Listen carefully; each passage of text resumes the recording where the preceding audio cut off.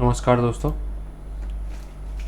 Maddie finance में आपका स्वागत है। और आज हम लोग बात कर रहे हैं टीवीएस सप्लाई चेन आईपीओ के बारे में।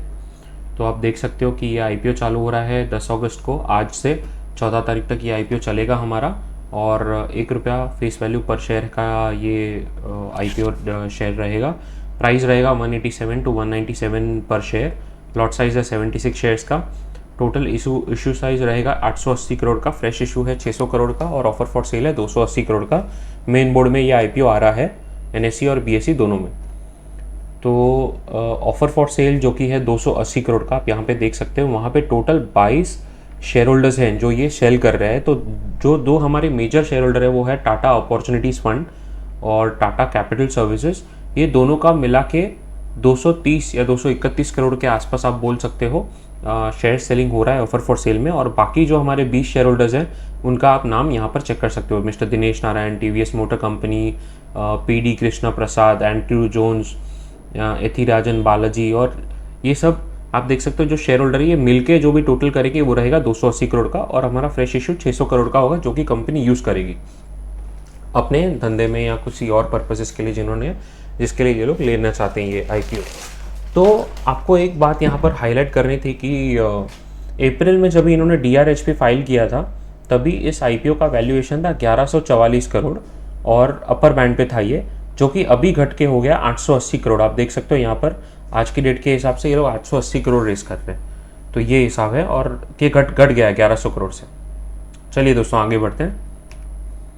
पहले तो जैसे मैंने आपको बताया जो 600 करोड़ ये लोग कंपनी में यूज़ कर सकते हैं, ये वाले जो फ्रेश इशू वाले 600 करोड़ है वो ये लोग यूटिलाइज कर सकते हैं डेट रीपेमेंट के लिए और जनरल कॉर्पोरेट पर्पसेस के लिए। और ऑफर फॉर सेल में जो शेयर होल्डर सेल करेंगे वो पैसा शेयर होल्डर के पास ही जाएगा, वो पैसा पूरा।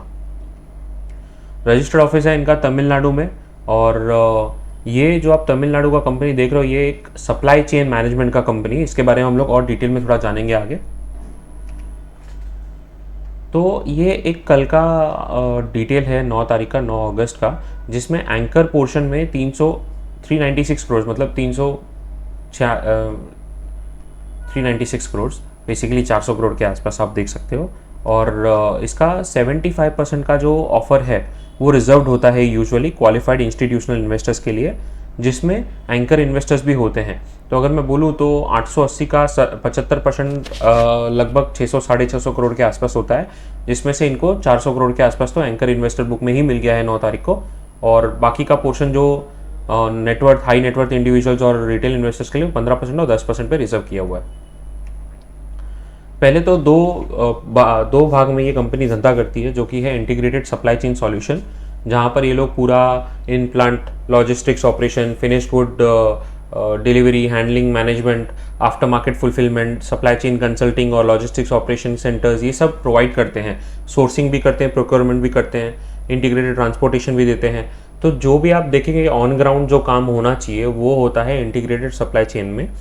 नेटवर्क सॉल्यूशंस में ये लोग गाइड करते हैं कि ये जो भी डिलीवरी है या ये जो कुरियर के लिए प्रोडक्ट है हमारे पास वो कैसे जाने वाला है, इसको प्रॉपर डिस्ट्रीब्यूशन जाता है कि ये पानी से जाएगा, ये हवा से जाएगा, ये ज़मीन पे जाएगा ट्रक से या क्रेन से या जैसे भी आपको भेजना है, और इसको कहाँ पर रखना है हमको वेयर हाउसिंग में, पोर्ट स्टोरेज, ये सारी दूसरी चीज़ें भी ये लोग सप्लाई करते हैं टीवीएस सप्लाई चेन सॉल्यूशंस वाले।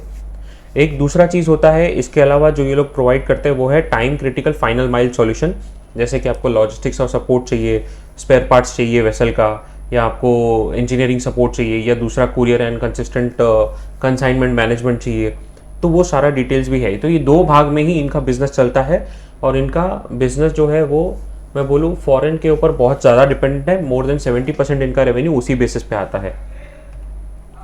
तो ये रहा, जैसे मैंने आपको बताया, business of supply chain management. जो हमने ये बात की थी वो यहाँ पर एक इमेज के तौर पे इन्होंने समझाया हुआ है। तो पहले तो कार्गो ट्रैकिंग और नेटवर्क विजिबिलिटी होता है कि कैसे आ रहा है। उसके बाद यहाँ से हम लोग समझो इंपोर्ट कराया तो उसको कैसे सोर्सिंग और प्रोक्योरमेंट करके हमको ये वेयर हाउस पे लाना है।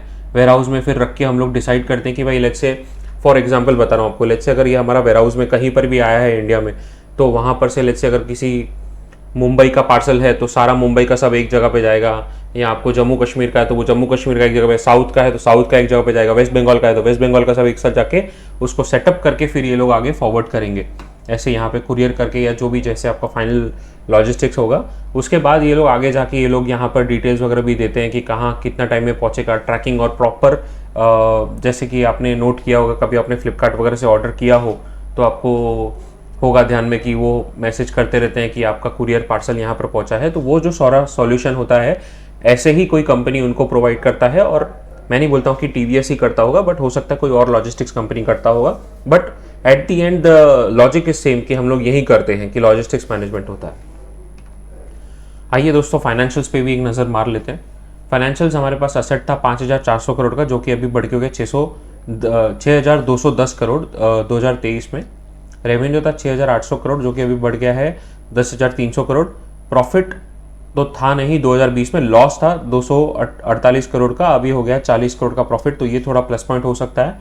नेटवर्थ 510 करोड़ से बढ़ के हो गया 723 crore. Reserve and surplus 490 crore का था, जो कि अभी बढ़ के हो गया 774 करोड़। और टोटल बोरिंग इनका अभी आप देख सकते हो कि 2,160 करोड़ का बोरिंग था, फिर वापस घट गया 1,600 करोड़ के आसपास, और अभी वापस 2,000 करोड़ आ गया है। तो ये थोड़ा देखने वाली बात है कि इतना बोरिंग्स क्यों बढ़ गया है कंपनी का, ये थोड़ा रेड फ्लैग हो सकता है, देखते हैं इसके ऊपर भी। इंडिया में इनका कहाँ कहाँ पर वेयर हाउसेज है, आफ्टर मार्केट वेयर हाउस है, इन प्लांट वेयर हाउसिंग है, dedicated consumer product.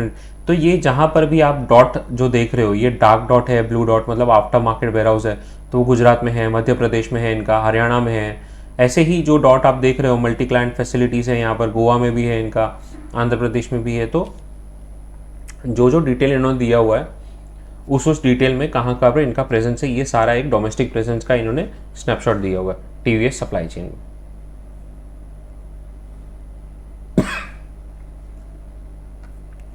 Global presence इन्होंने कैसे बता हुआ है, डार्क ब्लू डॉट जो है इंटीग्रेटेड सप्लाई चेन सॉल्यूशंस है, और ग्रीन में है नेटवर्क सॉल्यूशंस। तो यहाँ पर आप देखिए यूएसए में इनके पास 2 इंटीग्रेटेड सॉल्यूशंस है और एक नेटवर्क सॉल्यूशन का डिटेल मतलब इन्होंने रखा हुआ है सेटअप। यूरोप में इनके पास बहुत सारा डिटेल्स है, जैसे इंटीग्रेटेड सप्लाई चेन हो गया, नेटवर्क सॉल्यूशंस भी दिया हुआ है। ऑस्ट्रेलिया में इनके पास खाली नेटवर्क सॉल्यूशंस है, और एशिया में इनके पास बहुत जगह पे नेटवर्क सॉल्यूशंस भी है और इंटीग्रेटेड सप्लाई चेन सॉल्यूशन में। तो टोटल कुल मिला के 26 देशों में इनका ऑपरेशन है, 18,000 तक के एम्प्लॉयज़ हैं इनके पास, 72 मेजर, 70 के आसपास 500 फॉर्च्यून 500 क्लाइंट्स है। तो बहुत अच्छी बात है, जहाँ पे से धंधा आ रहा है तो बहुत अच्छी बात हो जाती है ये देखने के हिसाब से। हमारे कॉम्पिटिटर्स कौन है, तो टीवीएस सप्लाई चेन जैसा काम कौन कौन करता है दूसरा कंपनी, तो पहले तो टीसीआई एक्सप्रेस हो गया, महिंद्रा लॉजिस्टिक्स हो गया, ब्लू डॉट हो गया, डिलीवरी हो गया। तो डिलीवरी एक रिसेंट आईपीओ है, तो आप इनका एक बार नेट एसेट वैल्यू, नेटवर्थ वगैरह क्या है, ये आप एक बार वीडियो पॉज करके आप एक बार देख लीजिए क्या है ये। इनके मेजर क्लाइंट्स कौन कौन है वो हम देख लेते हैं एक बार। डियाजियो हो गया, इलेक्ट्रिसिटी, नॉर्थ वेस्ट हो गया, फोर्ड हो गया, इजुजू हो गया, कोको कोला हो गया, डाइमलर ट्रक्स हो गया, और जीएम हो गया, लाइडोस भी हो गया। तो ये बहुत सारे अच्छे अच्छे बड़ी कंपनी है जो इनके पास क्लाइंट के तौर पे है, तो ये अच्छी बात है। तो एक बार दोस्तों देख लेते हैं, ये आईपीओ कभी खुल रहा है 10 तारीख को, 14 तारीख को लास्ट रहेगा आईपीओ, बेसिस ऑफ अलॉटमेंट 18 तारीख तक ये अलॉटमेंट आपको आ जाएगा। रिफंड आपको कहाँ तक इनिशिएट होंगे, 21 तारीख तक रिफंड आ जाएंगे अगर अलॉटमेंट नहीं हुआ है तो। शेयर्स आपके अकाउंट में डीमैट में आ जाएंगे 22 तारीख को, और लिस्टिंग डेट होगा 23 तारीख को। धन्यवाद दोस्तों।